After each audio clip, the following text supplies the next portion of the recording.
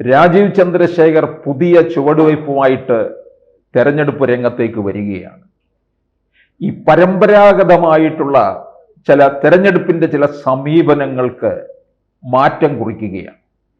പുതിയ കാലഘട്ടത്തിൽ പുതിയ തരത്തിൽ വോട്ടർമാരെ സമീപിക്കുക, ഇതുതന്നെയാണ് രാജീവ് ചന്ദ്രശേഖർ ലക്ഷ്യമിടുന്നത്. ഇതുതന്നെയാണ് രാജീവ് ചന്ദ്രശേഖറിൽ നിന്ന് കേന്ദ്ര നേതൃത്വം പ്രതീക്ഷിച്ചത്. നമ്മൾക്കറിയാം, തെരഞ്ഞെടുപ്പ് അടുക്കുമ്പോൾ എല്ലാ പാർട്ടിക്കകത്തും സ്ഥാനാർത്ഥി മോഹികളുണ്ട്.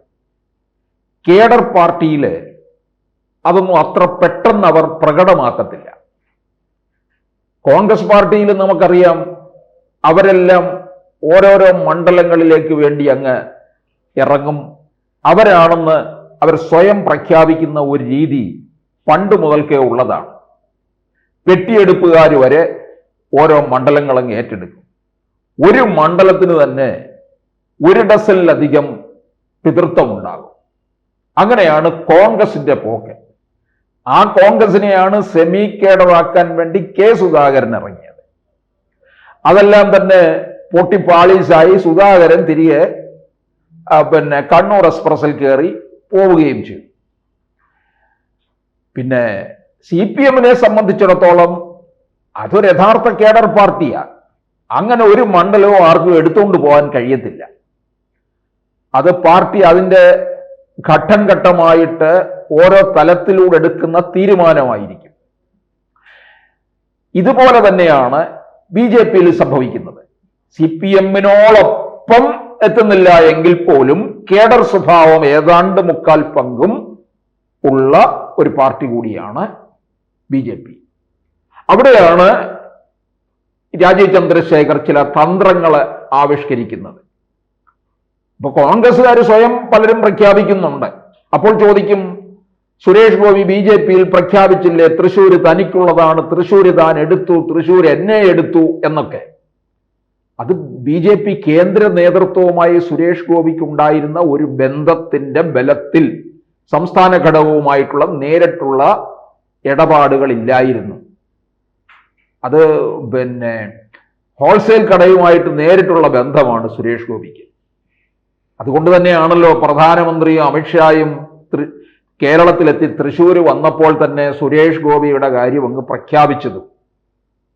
നിങ്ങൾ സുരേഷ് ഗോപിയെ വിജയിപ്പിക്കൂ എന്നുള്ള തരത്തിലായിരുന്നല്ലോ വേദിയിൽ നടത്തിയ ആഹ്വാനം. ഇപ്പോൾ BJP-ക്ക് അകത്തുള്ള പല സ്ഥാനമോഹികളും ചെയ്യുന്നത് നമുക്കറിയാം.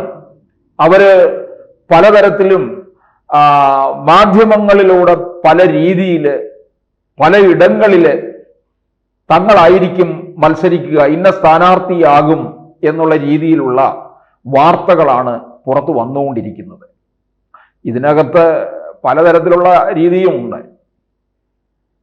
ഈ പാർലമെന്റ് തെരഞ്ഞെടുപ്പിലെ ഓരോ ഇടങ്ങളിലും കിട്ടിയിരിക്കുന്ന കണക്ക് അനുസരിച്ചുകൊണ്ട് തന്നെ അതിന് എത്രത്തോളം സാധ്യതയാണെന്ന് ചില രാഷ്ട്രീയ നിരീക്ഷകരുടെ വിലയിരുത്തലുണ്ട്. അതല്ലാതെ ഈ ചിലരൊക്കെ ഈ പെയ്ഡ് ന്യൂസ് തന്നെ ഉണ്ട്.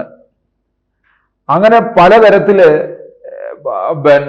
അങ്ങ് വാർത്തകളിലൂടെ മണ്ഡലം ഏറ്റെടുക്കുന്ന ഒരു സ്വഭാവവും കൂടി ഇപ്പോൾ സമീപകാലത്ത് ഉണ്ടായിരിക്കുകയാണ്.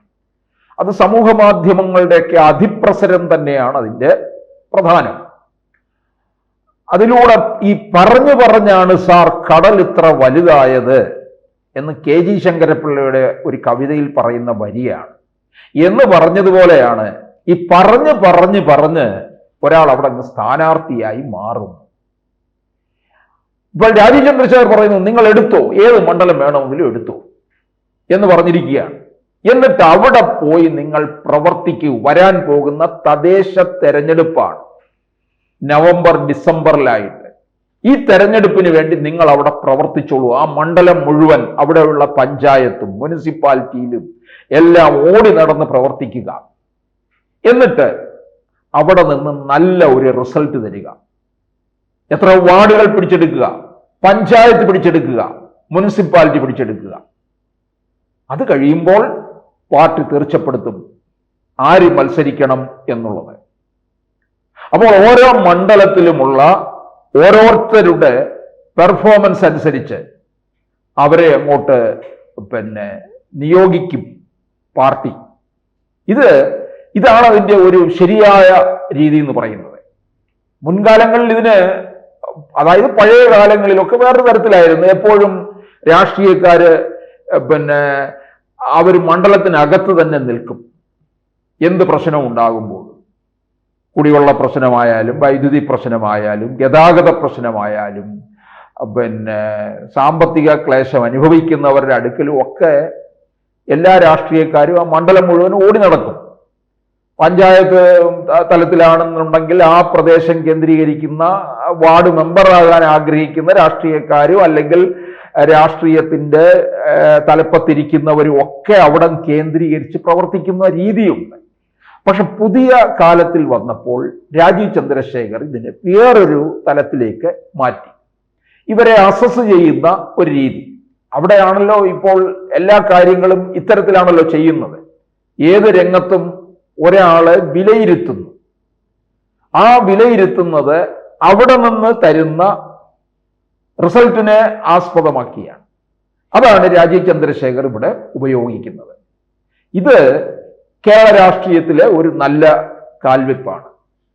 കാരണം എപ്പോഴും ഒരു വികസന രാഷ്ട്രീയമാണ് ആവശ്യം, ഒരു ഡെവലപ്മെന്റ് പൊളിറ്റിക്സ് ആണ് ആവശ്യം. പരമ്പരാഗതമായിട്ടുള്ള പരസ്പരം ചെളി വാരി എറിയുന്ന തരത്തിലുള്ള രാഷ്ട്രീയമല്ല വേണ്ടത്. പഴയ കാലങ്ങളിലൊക്കെ നോക്കിക്കഴിഞ്ഞാൽ പണ്ട് കാലങ്ങളിലെ നേതാക്കന്മാരിൽ നിന്നൊക്കെ മണ്ഡലത്തിന് വളരെ ക്രിയേറ്റീവായിട്ടുള്ള കാര്യങ്ങൾ ഉണ്ടാകാം. പക്ഷെ പിന്നീട് വന്നപ്പോൾ ചെളി വാരി എറിയുന്ന തരത്തിലേക്ക് കാര്യങ്ങൾ മാറി. സമൂഹ മാധ്യമങ്ങളിലൊക്കെ നമുക്കറിയാം പരസ്പരം ചെളി വാരി എറിയുകയാണ് ചെയ്യുന്നത്. അതിലേക്ക് പോകാതെ ഇപ്പൊ കഴിഞ്ഞ ദിവസം നരേന്ദ്രമോദി ചെങ്കോട്ടയിൽ നടത്തിയ പ്രസംഗത്തില് ഈ വളരെ മർമ്മപ്രധാനമായിട്ടുള്ള പല കാര്യങ്ങളുണ്ട്. അതിൽ അദ്ദേഹം പറഞ്ഞ ഒരു കാര്യം ഒരുപക്ഷെ അധികം പേർ അത്ര ശ്രദ്ധിക്കപ്പെടാതെ പോയിട്ടുണ്ടെന്ന് എനിക്ക് തോന്നുന്നു. നമ്മൾ മറ്റുള്ളവരെ പറ്റി ആവശ്യമില്ലാത്തത് പറഞ്ഞ് ഊർജം ചെലവാക്കാതിരിക്കൂ. മറ്റുള്ളവരെ കുറിച്ച് അനാവശ്യമായ കാര്യങ്ങൾ പറഞ്ഞ് ഊർജം പാഴാക്കി കളയരുത്. ഇത് വളരെ പ്രധാനപ്പെട്ട ഒരു കാര്യമാണ്.